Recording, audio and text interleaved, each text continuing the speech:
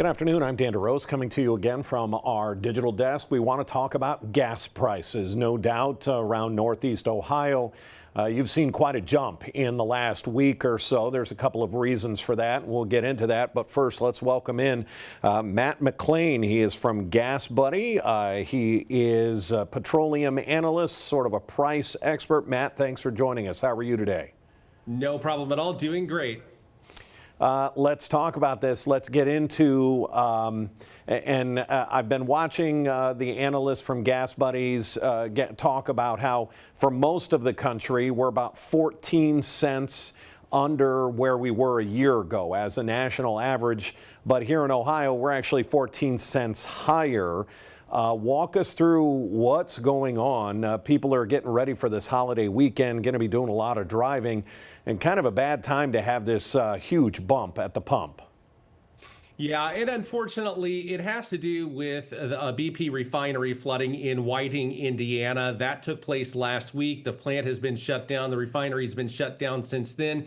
BP indicating that they are in the process of restarting that refinery. And believe it or not, it's actually caused a bump up in price, and not just Ohio, but Michigan, Illinois, Indiana, Wisconsin, and several territories, provinces, if you will, in Canada as well. And yes, you are seeing that bump up in price.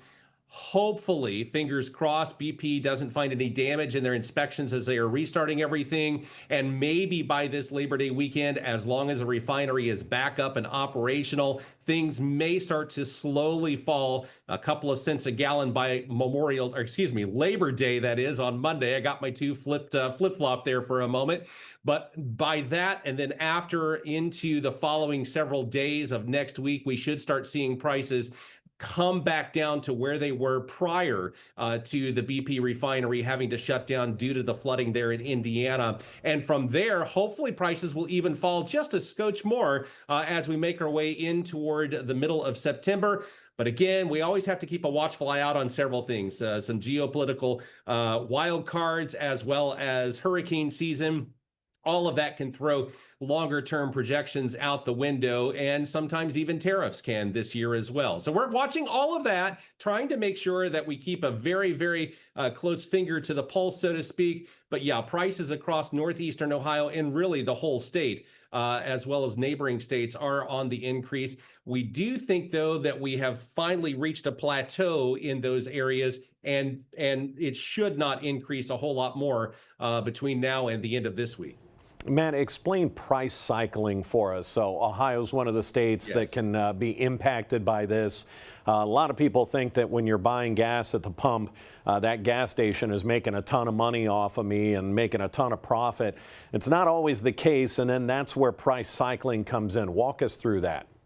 Yeah, so price cycling, yes, it's exactly what it sounds. And for consumers, believe it or not, if you're able to buy on the lower end of that price cycling, that will actually save you some money. What ends up happening is it's literally capitalism at its finest. They're competing with one another, trying to get you, the motorist, to pull in and buy the cheapest gas possible. And so you see this price cycle going back and forth. And finally, it gets down to a price point where stations could even lose money per gallon for every gallon that you're pumping into your car. Well, they obviously can't sustain that for forever. And so then you see the price cycles spike back up, sometimes overnight, most of the time in any states that do the price cycling. But if you're able to purchase gas on that downward trend in the price cycling, that's when you can save a lot of money. And yeah, just exactly as you said, those stations do have to make up that loss. And so there's where you see the spikes and the dips throughout that price cycling things. It's becoming more and more common across the country. It didn't at first several years ago, but it is actually becoming more and more common across metro areas and states throughout the United States. Let's talk about, you mentioned ways you can save money, and this is where we get to give GasBuddy a great plug here. You guys have been so helpful for us over the years and helping us understand what's going on with our gas prices. Using GasBuddy, especially on a holiday weekend, you talked about traveling to Michigan or Illinois or Kentucky or Indiana. Boy, you really need to be doing your homework maybe before you set out.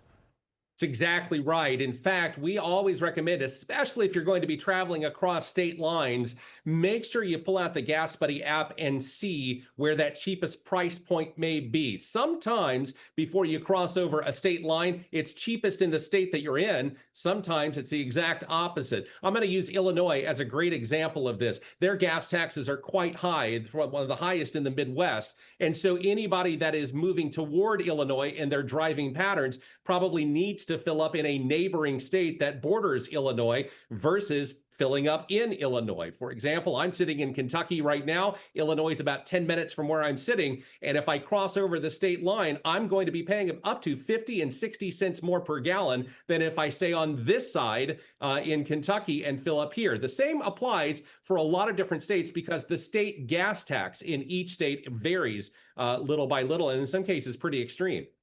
Yeah, we know that's the case with Pennsylvania. You always want to fill up before you get out of the state of Ohio, before you hit Pennsylvania. They also have high taxes. Yes. Matt McLean with Gas Buddy, we certainly appreciate the advice. We hope we're on the high end of things. Again, it appears to be a refinery issue in Indiana. We've got the price cycling, but according to the folks at Gas Buddy, we should be seeing some relief, hopefully soon. Matt, we certainly appreciate you joining us today. Thanks for the education. No problem at all. Anytime. All right, take care. We just wanted to get to some answers. Everybody always likes to complain when they see high gas prices, but we want you to complain and have the education, the knowledge as to why prices are so high. Remember, starting at 3 o'clock, we have 3.5 hours of news and first alert weather on Channel 19. Until then, if we have any other breaking news, it'll be right here on our digital properties. I'm Dan DeRosa with 19 News. Have a great afternoon.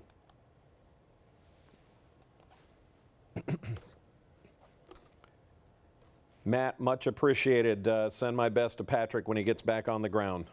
I'm actually talking with him right now on a totally different issue. So yeah, I'll let him know. Excellent. Take care, brother. You too. Bye-bye. Bye.